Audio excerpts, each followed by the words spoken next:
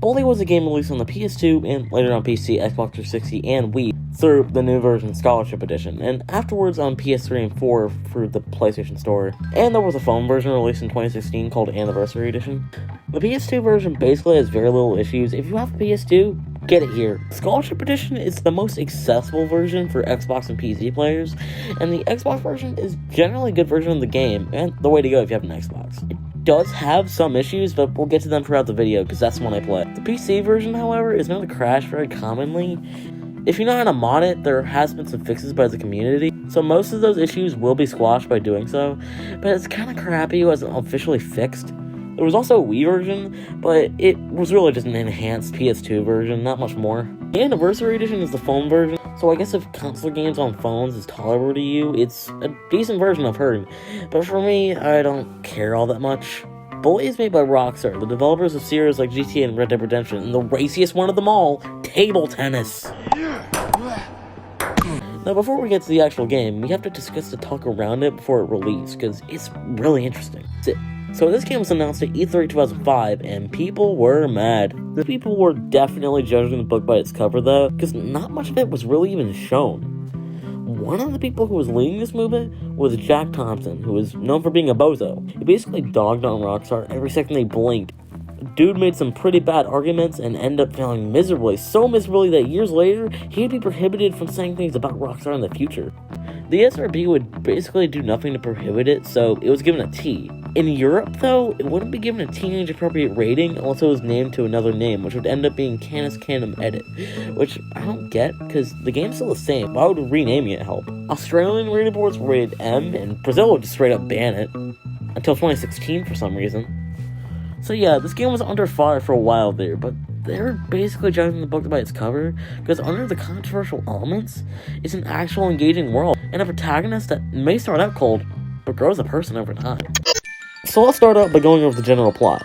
You're a 15-year-old boy named Jimmy Hopkins, who is deported to the school until the next summer because your mom marries so many guys that doesn't really care about Jimmy, and this one would just rather leave him by the curb, which is honestly sad, and you would see, just based off how much animosity he starts out with, and why he always tries to act tough, because that's all he's ever known, because of his troubling home life. So the school we're at is Bullworth Academy, which consists of the boys' dorm where you can sleep normally. Look at this, it has a couch, a TV I can break because no one likes TV, and a game machine. Man, I thought this place was supposed to be bad. The girls' dorm, which I will not go into. Why would I do that? I respect people's privacy. The school itself, which has the principal's office, where I go to a lot to throw firecrackers at authorities. The bathrooms, where I throw spare firecrackers. The lockers, where I open my locker and throw firecrackers. Now all we gotta do is get back. Then we have the classes. Chemistry is a fun little rhythm game. I kinda like it. It's the only form of chemistry that's fun. English is spelling. It's fine, but it's actual learning, and I'm playing a video game. Also, the teacher's an alcoholic. Art is where you have to connect the pieces of the picture. It's actually pretty good. I like it. Photography, which is technically not inside, it's outside, and you take pictures. It's fine, but it gives you a camera, and you can take a lot of funny pictures of them, so I'm not complaining. Biology, you cut open animals. It's a little less gross in real life, I'm sure, but it's not the most fun. Also, the teacher's last name is Slaughter, and he has a literal severed head in his classroom. God. Music is literally a rhythm game. I like it. It's actually pretty good. Geography is frustrating because I don't know it. No, there are dedicated locations for other classes. Shop is an area where we try to repair things, and we can't work on cars because apparently it's for the seniors. But one cool thing is that it gives you new bicycles to ride on. And yes, you can ride on bicycles, and also skateboards, as opposed to GTA having, you committing the title of the game, Grand Theft Auto, for cars. No, it's not like that. It's much more innocent. Gym, where you do boxing or dodgeball. It's great, because, PE will never just be one thing. But the teacher is a really broken man, kind of a big creep, as you'll see as we continue. And the gym itself is cool, with locker rooms and a giant freaking pit. Yeah, this is cool to go to when you're depressed. And yeah, that's all the subjects. They're pretty great. The principal of the school is Mr. Crabblesnitch, who thinks that the school is right, and he's very wrong, and generally has no idea how bad the school can be. He's a very clueless leader. Now, the cliques, they're basically different groups of people in the game. Some of which you go onto to get respect from as you go through all the chapters. To the point where it's actually pretty big in the plot. The preps, who instead of living in the dorms, live in this house, and are just all snobby rich kids that also like boxing too for some reason. The nerds, who are generally interested in their education and really are interested in dorky things that basically separates them from the rest, is nobody talks to them. But they're nice people mostly. Very little mean spirit in them. They're basically the easiest clique to befriend. The jocks, who like sports and are sworn rivals with the nerds. The greasers, who kind of brought in the time this game takes place. Of the greasers with a grain of salt, because I have no idea what they really are. Basically a stereotypical tough type of person from the 60s and 70s, and they can be friendly unless you're in chapter 1 and in the workshop area. In that case, they'll hate your guts. So yeah, those are the cliques. Now, what about your weapons? So instead of having guns like in GTA, you have clubs and bats and slingshots and custom-made ones like bottle rocket spud guns, or as I said earlier, firecrackers! Or ones you get from chemistry like stink bombs. Generally, these weapons are a lot more lighthearted. Instead of killing others, they just kind of lie in pain. Most of the time, you have to do hand-to-hand combat, which plays insanely fluidly. And even more so when you give transistors to this homeless man, and for some reason he uses them to get abducted later on. What, is nobody else seeing this? Someone report this to local police, what the heck? And you learn new moves for him to use, which is a pretty good side mission, but you can't get around with just some kicking and punching. There's also a limit by how long you can stay out, because you have a curfew past the 11 p.m., and you can stay up until 3 a.m. You'll just pass out on the spot, but when you get to that point. Now, there are also different sorts of crimes. I guess there are rules you can break. Truancy, which is basically when you're skipping classes. Misconduct is only come up when I skateboard inside. That's literally the only time I've ever seen it. That's all I'm gonna say. Weapon violence, or just violence, or harassment against who and who, if you're attacking them or insulting them in any way. And you can be caught by the prefect, and they'll make you mow the lawn, and if you get busted enough, and it's in a small corner, it's fine, but if you get in trouble enough times, you have to cut the grass on the entire football field, which is pain. Now, those are the general basics of Bullworth. Get to other things to point out as we continue on for the story, so don't expect that all to know about the game, because, oh boy, we're just scraping the surface, my friend. And that's the reason why I haven't mentioned the city yet, so don't comment that I missed it, don't worry. We'll get there, impatient brats.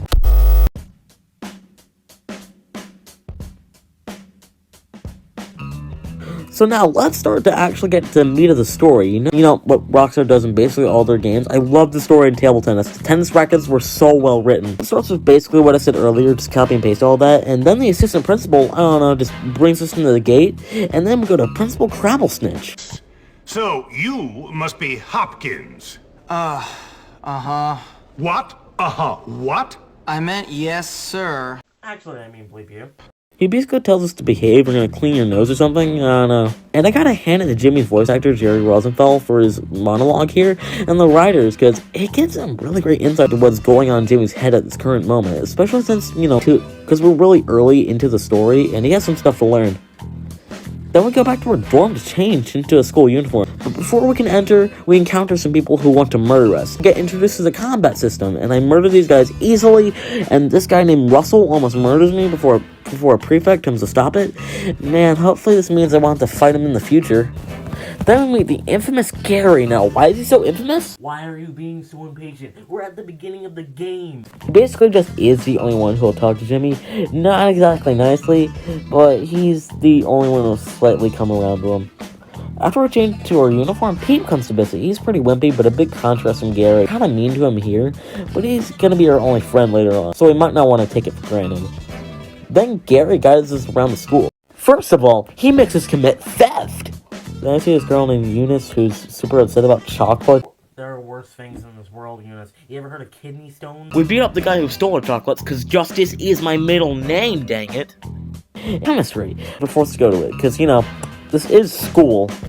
Then we get out of it, and then we go to our next mission, where Crabblesnitch talks to us that we've been misbehaving a bit, and I say I'm just trying to fit in before being befuddled by what he has to say, and I'm pretty puzzled because there's a lot of people that have done freaking way worse, and he says it's just school spirit. Could have fooled me. This place is full of bullies and maniacs. Nonsense! That's just school spirit. Yeah, and driving your car into a restaurant is a nice gesture. Before leaving us, another guy immediately comes up and shoots us with a slingshot, and then we have to chase him down. It's definitely a good tutorial mission on that, because there will be some times that you have to chase another person, but mostly it'll be the other way around. But the real tutorial here is more fighting, and yeah, it's good to get more practice on that. Then we get to a pretty big mission, the introduction to the Slingshot. Before that, we go to Gary and Pete. For some reason, Gary frames him for saying Jimmy's dumb, and they get kicked where it hurts. Is that school spirit? Apparently. The mission itself is a pretty good tutorial on how to change where you're aiming on the bus, and long-range shots where you're shooting on the football players from a tree. Then in the next mission, Gary gets bored and says we should harass someone helpless. Dude, you just stop taking some pills, there's something wrong. Then we have our sights set on the homeless man behind the school bus, and the mission is actually an intro to the fighting part I mentioned earlier. And yes, he does rise up to a UFO. And one more question, why is this not questioned by anyone else? How am I the only one who notices? What the heck? Then we have a mission, Save Algae, where we have to get into the bathroom and then his locker. It's kind of a drawn-out ride, but it's more or less a tutorial for when you have to guide up the characters later in the story. It's fine. But why are there two people in the stall? But this is also an introduction to the character Algae, who is probably the most used nerd in the game, who lets himself a lot. The next mission arrives where Garrett goes and harasses Pete about watching something on TV. Good, he's done. And then Algae comes up to say that his friend Bucky went to the auto shop for a project, but hasn't come back. I'm gonna go into the shop where it's just chilling right here. Then we beat some guys, get into the garage, beat some more guys, then we're done. Easy and simple, but good. We have that balloon, and we for some reason go into the girls' dorm. Jimmy, I swear to God, do you ever listen to me? And we have to get back at this girl Mandy for stealing notes from this other girl Beatrice. So we give a stink bomb to put in Mandy's locker. So we have to lockpick it and just make sure no one notices, and bam, have a fun time, Mandy. And then we have the candidate, which is basically where to help Ernest win class president, and you have to shoot everybody who tries to embarrass him during his speech. And this one is so good and fun, and the music, oh god, don't even get me started on this music. The music in The Candidate is great. The fast drums, like that kicked in the beginning of the song, are freaking genius. And the random sounds throughout, this part in particular right here, it's just so good. Anyway, most of the missions have been good, but this one is the first truly great one. This whole thing doesn't impact the story much because it's never brought up again, which is my one complaint about this mission. But hey, the rest of it, top notch. Then it's Halloween and Gary is literally in a Nazi outfit, yeah. Okay, yeah, you should probably be alert. Gary's about to do some crimes. Oh god, tighten down the bunker. He's gonna kill us all in his gas. Hey, at least you can't kill me. I'm a skeleton. Basically, this mission is kind of a tutorial how to use various things you'll have on you. But I gotta say, the mission is still charming. And the main mini task you have to take is also kind of a tutorial for people coming up and giving you small tasks where you're just kind of walking around. But as a Halloween mission, it's great. And the next thing is a big prank, and if you sleep during this, you'll miss it, and you better go there fast. So what we do, I'm gonna let Gary explain it. We're gonna feed Chad's dog some of this rancid meat. Wait for him to take a dump, and then... What the hell? I'm out of here. Whatever, Pete. You really can't blame him. Giving a dog bad meat and trying to make him defecate wouldn't really be my finest Halloween either. When the dog releases excretion... Just say crap. You're really invested in the game, aren't you? Shut up, I'm trying to hear the game. I'm just walking. What is there to get out of that? Things you wouldn't get the intricacies of. No, I'm just gonna give you a break to see if you're not as invested tomorrow. Okay, are you as invested in the game today? Shut up. I'm just standing. We put it in a bag and go to the teacher's lounge and we light the crap on fire. Wow, what a prank, dude. Then we transition into the big finale, chapter 1. Help Gary. Gary is fidgeting on the couch. He looks really tense, so whatever is coming next might not be good. Gary keeps trying to tell Jimmy that to take over the school and that what is next will change everything. And the way he says it just comes off as very psychotic and maniacal. He literally mentions he has stopped taking pills, possibly for some type of condition he has. We're already getting some red flags from him, but oh man, those red flags are going to go from that to emergency alarms. So Gary takes us down to the basement, and it's kind of a decent puzzle sometimes. Like you have to jump in areas to flip switches and using your slingshot. And crawling. It's very creative. And then after extinguishing this furnace to get through, Gary introduces us to the hole and betrays us. He knows what he wants, and he wants to control the school, and nothing will get into his way. And was merely just using Jimmy as a pawn for a part of his plan all along. This is shocking. Because yes, he may come off as insane sometimes, but he's legitimately your only friend, so seeing him tell you that he's gonna run the school and leaves you for dead comes off as a big reveal. And if I Russell, the guy who almost killed us earlier, to provoke him, Gary tells him that I've been talking about him behind his back when I really wasn't. But that gets him riled up. Really, actually a pretty good boss fight. He has a really good fighting technique, so he can ram you into the wall. Dang. So this one can be challenging. And the music, oh my god, this is a perfect end to the chapter. Then we patch some things up with Russell and he turns to the good. Let's go, someone else likes me! So now we have chapter 2, and the big part about this chapter is we have the town opened up, and it's pretty big. And the town isn't as big as GTA, it's definitely more condensed, but as it opens up more and more, it definitely gets pretty big. So we have the main part of the town, and Bullworth, and the main area has some shops and fighting gym. The preps normally hang out here, and a housing area where a lot of preps live as well. The Vale is kind of the hot ticket for preps, besides the Heritage House. There's also a carnival, but there's a mission here later, so we'll talk about it when we get there. Basically, we start out chapter 2 with Jimmy and Krausel's talking, and Krausel's telling him to be good, or they'll dump him in the dumpster behind the school and ship it off to China or something. I don't know, I didn't really listen. Then this prep tells us we should go to the fighting gym. We're not doing that, shut up. We instead go to get things in town for the cook Edna, who seasons the people's food. Basically, this mission is the tutorial / guide of how to buy things and places to go in town, and it's a pretty good tutorial. Small Fences is literally just a 40-second cutscene. It's just an intro to a side mission. What a waste of time. Job well done. What do you mean? There wasn't even a job done! So after that disappointment, we do movie tickets, where this girl named Pinky wants front row seats to the movie and is last in line. I ask what's in it for me, and then this happens. I'm a princess! Oh. And I need people to do things for me! So hurry up because I want to be Whoa, slow your roll there. I only have 2 pants. So basically we distract everyone doing various things. For the prep in line, we steal his bike, so he chases us around with his other goons. And then they run over here for some reason. I don't know why. We just have to walk up to these guys and then they just run away. Am I that ugly? Then she gets to the movie. Cool, great. It's probably bad, just like all the movies we're getting in real life theaters right now. Then we have Carnival Day. And here we go. Let's talk about the Carnival. So we have games. First of which being this baseball one to these pictures. It's cool. High Striker is broken on Xbox. Like, you can barely even get past 40 every time. Like, every time I've tried, it's just never worked. I even tried spamming or timing it carefully. It just doesn't work. And you may be saying, Skill issue, get good nerd, L plus ratio. but no, apparently there are a lot of people saying how hard it is. It's not impossible, but the way to do it is pretty much just spam it until your fingers hurt. And there's no way I'm doing that. I've even heard that's much better on PS2. I don't know why they broke it here. The dunk tank minigame, where because this guy called me bad things, I freaking made him drown. I did it because I'm Jimmy Hopkins. Nobody can say anything about me or I'll murder you. The last one is a shooter where you have to shoot bottles and cowboy men. I've never really thought that a bully FPS would work, but after playing this, let's hope Bully 2 lets us kill other kids with guns. Then the rides there sure are. There's also a go-karting minigame too, which is pretty cool from what I've seen, but I have yet to play it. It's still a pretty nice addition though. But yeah, back to the mission. You get picky as bear when you get enough tickets and bam. Oh, cool! Jimmy, it's so cute! Thanks for a great date, Jimmy. Okay, I know it was a great date, but I think it made my ears bleed. Then we go to the next mission, and we're gonna egg the house of Patrick, the math teacher. So we go to buy some eggs, only to be scammed, because Gary has some kind of teleporting powers. That was his classic Ryan card for them to turn on us, and yeah, it's a fine mission. Kinda mean that I just got scammed out of $5 though. It's also kinda easy to escape the yard, just beat up this guy and bam, you're out. Gary, you're pathetic. But the preps still hate us. You know, actually, that's still a loss. Freak you, Gary. Then, in the next mission, we start by checking in on Pete, and yeah, he's not really been doing the best, just based on the fact that Gary ended up stabbing us in the back, and I've kind of been ignoring him, so this is a genuinely good cutscene, and I would mark this as the start of Jimmy and Pete actually becoming friends, because before, Jimmy just kind of went along with Gary, but from here on out, Pete's going to be the only person for Jimmy to really trust.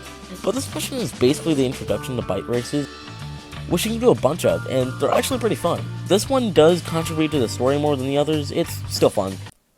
Then the next one continues where the last one left off, with us getting a trophy from the shopkeeper, but then the preps steal it, and with the help of this other guy, we beat them up, and it's just finding them and beating them up, but really, you can wait a few seconds and hit gourd, and the mission's over. It's not that special, and the music is way too good for this mission, like, just listen to it.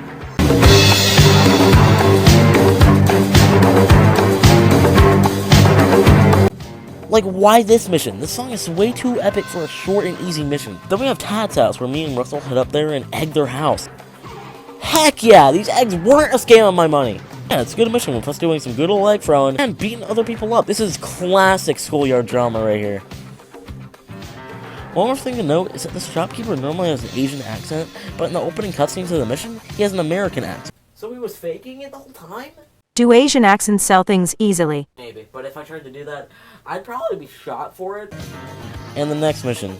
Yeah, I'm gonna be real careful for explaining this one, because it's extremely uncomfortable and really disgusting. Mr. Burton, the gym teacher, wants us to go to the girls' dorm and collect certain items. Yeah, maybe you could piece together what I'm trying to say. And if you can, this definitely proves what I said earlier about him being a huge creep. Now, Weed Killer with Dr. Slaughter, Who I established is a murderer. task us to kill the plant in the Harrington house, because he already has one, and you know, it's fine. I guess the actual plant area where we kill it is actually pretty cool, but short-lived, but it's not bad. The parts where we actually fight the preppies are pretty easy though, and killing the plant is really easy to do, but that's narratively another way to show that the preppies what we got.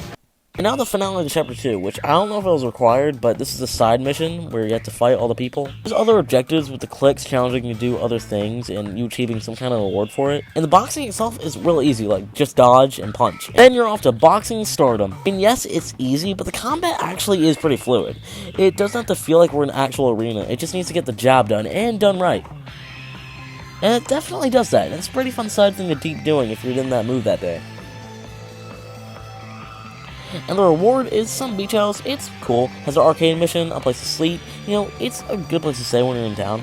And then we have the final mission of Chapter 2, Dishonorable Fights, where we fight Biff Taylor, the ultimate guy, I guess. I don't know.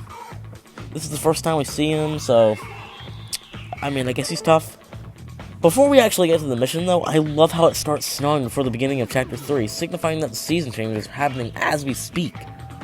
Now, we're going to fight Biff. That was painfully easy. But after this, Darby, the leader, comes out, and we have to fight him. And this makes up for the pathetic fight we had before. This is really good. Like, it's legitimately challenging. Great job on that one, Rockstar. So now, we did it, and the preps are now outside. Voice crack, just ignore that. Now we go into Chapter 3 with the biggest season change in the game, winter. And yeah, it's just really cool. We have people starting to dress in winter wear, a whole new area, and a new clique perusing it. New Coventry. So we start out with me and Pete playing darts. You can't normally do this. I really wish I could, because I need to put my anger out on someone right now, and I don't have access to arrows, so this would be the next best thing. Back to the story, a greaser comes into the dorm to tell us the leader of the greasers, Johnny Vincent, needs our help. Well, unlucky for him, it's Christmas. So before we get to the next mission, let's talk about the new area. New Coventry is honestly really good looking in the wintertime, especially since this is when we're actually introduced to it. And yeah, it's more broken down than other places, but it's still a bustling society. But it's really cool. But yeah, let's get to our first Christmas mission, Balls of Snow. We meet Rudy, a guy who's claiming he's Santa and who apparently got kicked out of the North Pole. Was there some kind of impeachment trial with the higher-ups? This mission is basically us getting mad at the kids who teased him. And yeah, it's just a worse version of the candidate where you shoot snowballs, and it's just okay. But the music is a great version of the Christmas song Carol of the Bells, and it's so good. Honestly, too great for this mission. Now, the next Rudy mission, Miracle on Bullworth Street, where Rudy observes that there's another Santa in Town Hall. So we go to destroy everything here, and both times I played this mission the first time around, something in the mission made the game either soft lock or just flat out crash on Xbox. So maybe save before doing this mission, it's very broken. But when it isn't broken, it's very easy. You can do this in under 30 seconds. It's honestly a breeze. Now we wake up the next day and our mother has a gift for us. A reindeer sweater. Wow, my mother really does hate me, huh? Now we get to Nutcracking, where the music teacher introduces us to play in this big Christmas event. And yeah, it's just a longer, more tedious version of music class with Christmas songs. It's okay, but terribly drawn out and long. Yeah, the Rudy missions can stand out at any times other than December. I do get that. But yeah, this mission can stick out like a sore thumb when you're playing it in summer. Now the next and final Rudy mission, where he tasks us to get some stuff that won't make this place look entirely like a dump. So after that we have to take pictures of the kids and Santa at the right time. And yeah, it's kind of weird, there'll be menaces at one point and then perfectly fine for like 2 seconds. But I mean, it's a fun little mission, and it's probably the best Rudy mission. And now that that's done, it's time to meet Johnny. He immediately accuses us of stealing his girlfriend. I see you people are friendly. He knows that she is cheating on him, but it needs proof. So we go downtown and you have to take pictures. And yeah, it can be a bit tedious to get the timing right, but you can. And there you go, Johnny. Here's the evidence. Cry about it. I don't care if that's harsh. Cry about it. What are you gonna do? Kill someone in an intense BMX fight? So in the next mission, we provoke Gord, the guy who was with Lola, and we go to a BMX park. I freaking called it! I freaking called it! And we basically hit all the preps, and there we go, we got our revenge. So now we have tagging, and it's a tutorial on spray painting different areas in the game, and it's a new side objective. It's pretty cool, because pressing and then going to this pattern isn't tedious at all, and it works fairly well. We're on part of town where Johnny is still harassing people and accusing them of getting with Lola. She already cheated on you. Give up. You see, he wouldn't do that because he's stubborn, and Lola's already dated I like. don't need an entire paragraph, Siri. So we have to go to the boys' dorm where... Gary, what the frick? How can you insert yourself into any situation at any time? Do you have some kind of superpowers? Another thing, they ask one of the nerds where Algie is, because, you know, these two seem perfect for each other. And after they ask, he replies to pizza parlor. And yes, he's lying, but there isn't one in town. So it should be obvious. But they believe him. Hey, that homeless man selling pizza counts. Even if the pizza he's selling was bought 15 years ago. Then we find Algie in New Conventry, and apparently this other kid, Chad, is another victim. Then we have to get a bicycle and shoot all the greasers after us with our slingshot until we get back to the school. Yeah, it's a breeze, but hey, them using firecrackers can hinder an experience, I will give you that. If that's over with, let's do another race. So we walk up to Johnny and Lola fighting, and Johnny says that I walked to Lola's house, even though this is the middle of the street. Oh, I know what you're saying. Lola's homeless. So it's us against the greasers, and this is kind of harder than the preps one, where we go for rail systems and back roads throughout Bullworth Vale, and it's definitely harder than the preps challenge, but is still not that hard. But I'm open to more challenge when it comes to these races, especially when stuff like falling branches happen too. That's really cool, and there's legitimate roadblocks too. Now we have the tenements, where we have to collect what Lola had left at the greaser hangout. Why am I still helping this person? Like, what? Well, if that said, we go into different rooms and collect all the stuff we need. And it's a fine mission. I mean, I was pretty confused on first playthrough. Like, what the Zolies? Well, yeah, we just go to rooms, collect stuff, fight this guy who is painfully easy.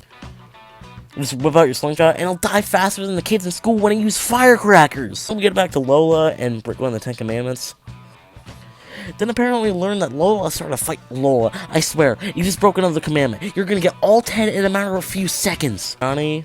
So we try finding Johnny. We ask about his whereabouts. We beat up some people for peace. He shows up immediately afterwards to say that he's mad I broke all the 10 commandments with Lola. Then we get chased by the police and we have to escape on our bike until we arrive at this area to beat up Johnny on a bike. And for some reason, Pete's here. I really don't know why. I guess it reminds us he still exists. But yeah, it's an okay fight. So far, it's peaked at Russell. Now we go into chapter 4 with a new problem, the jocks. I tease Pete about not being friends. Giving people temporary trauma is my favorite. So now we have the beginning of the chapter, Snarkle Assault, where we turn our sights on the nerds to help us gain respect from the jocks, but for some reason they unexpectedly turn on us, which is weird, considering we were fine 2 minutes ago. But yeah, it's a pretty good mission with us getting through all these nerds. They're easy, but it's still fun to do. And then we have to get to the Spud Cannon and throw this device, and it's definitely the hardest part of the mission. It's a genuinely great part where we have to actually dodge the Spud Cannon. And the nerds with weapons here too, it's pretty cool. Then we break into the doors of the Spud Cannon. That's really cool. Then we make our way in. Welcome to hell, Jimmy Hopkins! I'm sorry, I should have never thrown those firecrackers. We have to destroy all these things to make the upstairs floor fall down. This would realistically kill him, but this is Bully, so he's fine. Or maybe we actually are. Here. So now we have the respect badge. Now we're officially working with the nerds. So now we have Funhouse Fun, where Algie talks nonsense and tells us that the two people are trapped in the funhouse, and it's in the carnival. So we head there and we go to the ladder, then we have to let the two nerds escape, and we have to operate these things to stop the jocks before they can get to them. I'm more in a maze, and this part is kind of tedious, but I mean, it works. It is creative. Then we have to beat up these jocks, get these buttons to, you know, open areas so nerds can escape and stuff. This mission is pretty creative. It's a very good mission. Yes, it has its ups and downs. Most of those downs starting with an M and ending with an E. The next mission, I'm not going to speak about this one much, because this is the other iffy mission, even more so than the gym teacher one.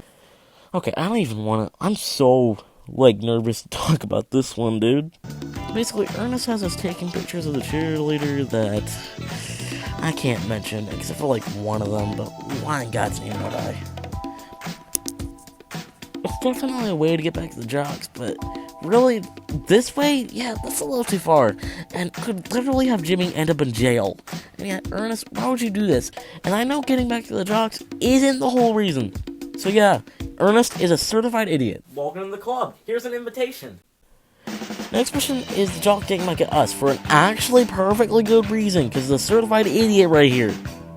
So then we have to drive them out with some spud guns and slingshotting, and yeah, it's a pretty good fighting mission, especially where we use this big spud gun. Like, holy crap, this is peak gaming right here. We have the mission where we talk to the cheerleader, Mandy, after what happened, and this is actually one of the best character moments for Jimmy, as he actually feels regret for taking the pictures. Now, was it wrong in the first place for him to be doing it? 100% yes. 100% yes. Don't get me wrong at all. 100% yes.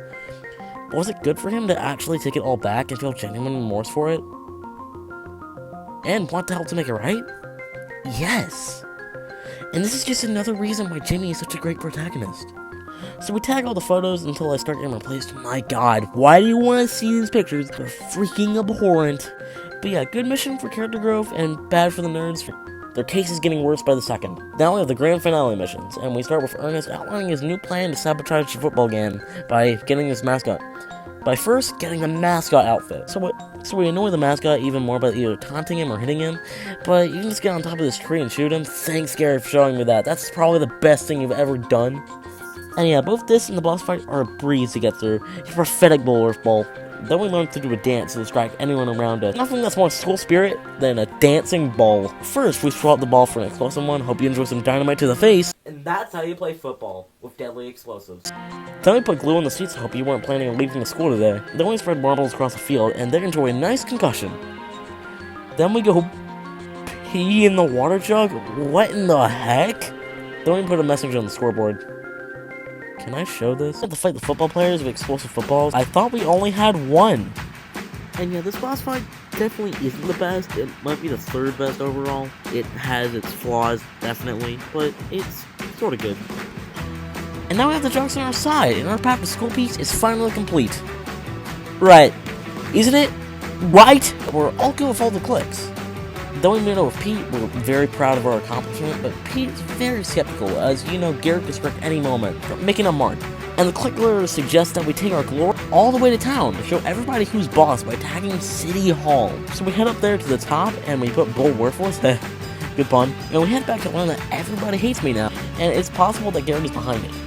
Anyway, now it's time for things to get even less easy for Jimmy. So the first thing blamed on me is the library being infested with rats. This mission is pretty easily beaten, but there's a lot of rats in there, so it's pretty drawn out. The music in this level is so epic for some reason, like how grandiose this music is for killing a bunch of rats. Honestly, I like the music sometimes, can elevate little things, but other times I don't like with beat rumble though. The next thing, the gym is burning, and we're blamed for it, and the gym teacher even calls the police. Pick up Mr. Burton while you're here. He has a really intensely long criminal history. I have it right here. Let me just read it off real quick. What the heck? Why did he rob an Arby's? So we go in there and put out the flames and help people who have been stuck under fallen objects. It's like the mission with Bandy, except he didn't actually do any of it. Then we have finding Johnny Vincent, and we have to go to Blue Sky's industrial park to find him in a specific area. But first, let's discuss this part of town as a whole. This area is the most broken down in the entire city. It's full of people who constantly want to fight, the townies, and people live in the trailer park. This is anarchy, mostly filled with factories, thus the name Industrial Park. But where we have to go in this mission is the asylum. And you know how this game is lighthearted? Well, throw all that out of the window when you're in here, because this place is straight up creepy.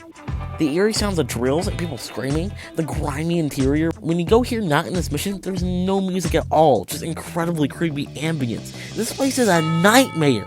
But then in this mission we have to get by all the guards to make it to Johnny's cell, who tells us to go to the cleaners, get the employee outfit to help him escape without anybody noticing. So we have to flip a switch to let everybody out. Gee, now there's gonna be a whole criminal rampage. What have we just done? But then they lock us in here just for us to open up really easily. Then we finally escape.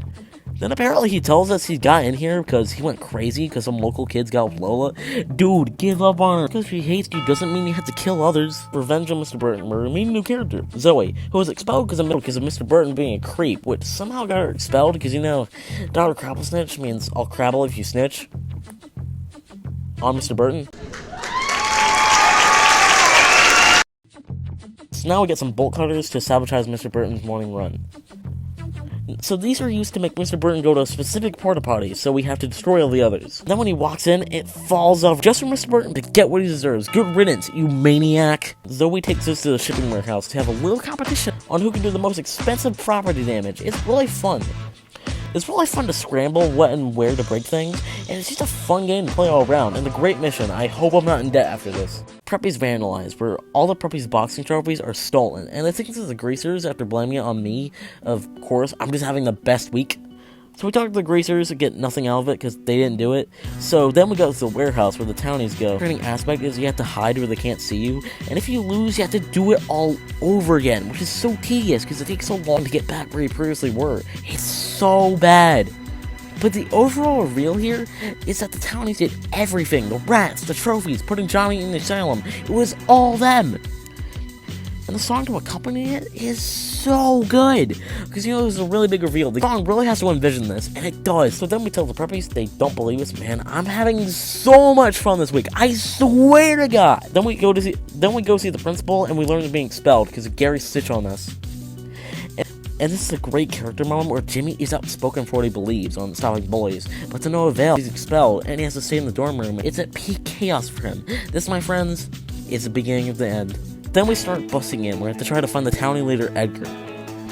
We speak to Pete, and it's really tense. We have a conversation on how to prove that it was Gary, and we have to start a plan to prove it all. But we have very little allies.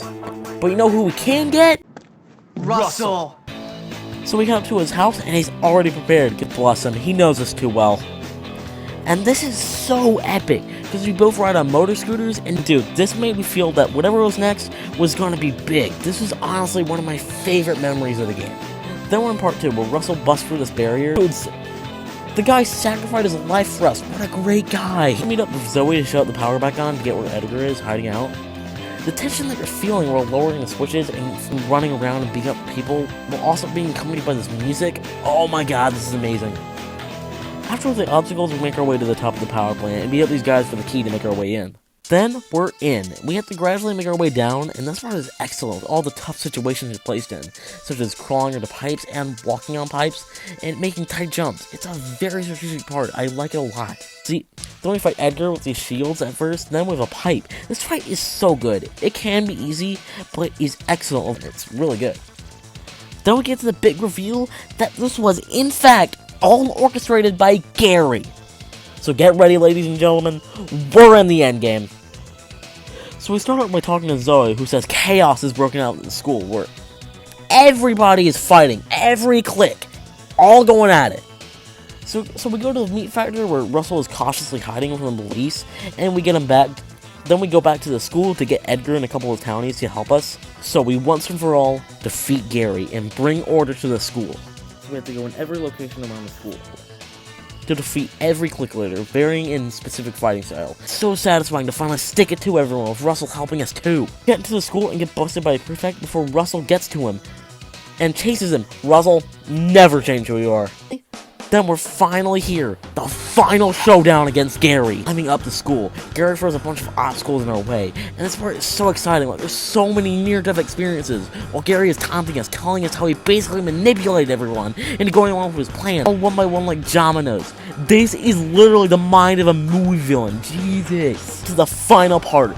This is the final fight, where we can use all that we've learned combat-wise, and we falling down floors, and we fall down to the glass, and we cut down the principal's office to see that Gary's knocked out, and Jimmy's fine, possibly because they fell at different spots.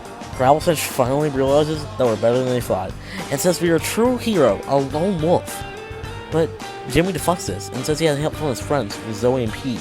And this is a great moment, just to show that he won't take credit for all of it, because he's willing to admit that he is alone, and maybe he'd be dead by now if it weren't for his friends. Everybody's congratulating us, and really, I couldn't ask for anything better as an ending. It's gonna be smooth sailing, but he says life is gonna get easier, and that is the final line. Really closes the book on this game really well. That's Bully, a game that was unfairly judged for being a game about bullying and causing chaos amongst the school, and just generally being a menace, but it's really about going against that, and over the course of the game, Jimmy goes from being a stuck-up teen from a troubling home life who doesn't take anything from anyone to feeling as if he needs to stand up for what is right, and that's some real character growth. It's really something we really won't ever get again, and nothing can replicate it. It's special, and it's unique. I couldn't ask for a better game to simulate what it's like to go to school with a main character who is probably among the greatest written in all media. And I might be stumbling on my words a bit here, and the reason why is that I have no words to describe how good this game really is, and I can't bring it justice by how I talked about it today. It's just too unique, and I think it's a good place to end it. So, in short, stay in school, kids. So after that, I guess it's time to close the book on Bully. There's a ton more I could have spoken of, but I really couldn't bring it justice. The second reason is because Siri is way too addicted to Bully.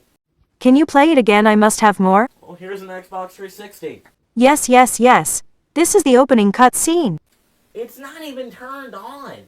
So that's the story of how my tablet is invested in a PS2 game. I'm quitting therapy. That's fair.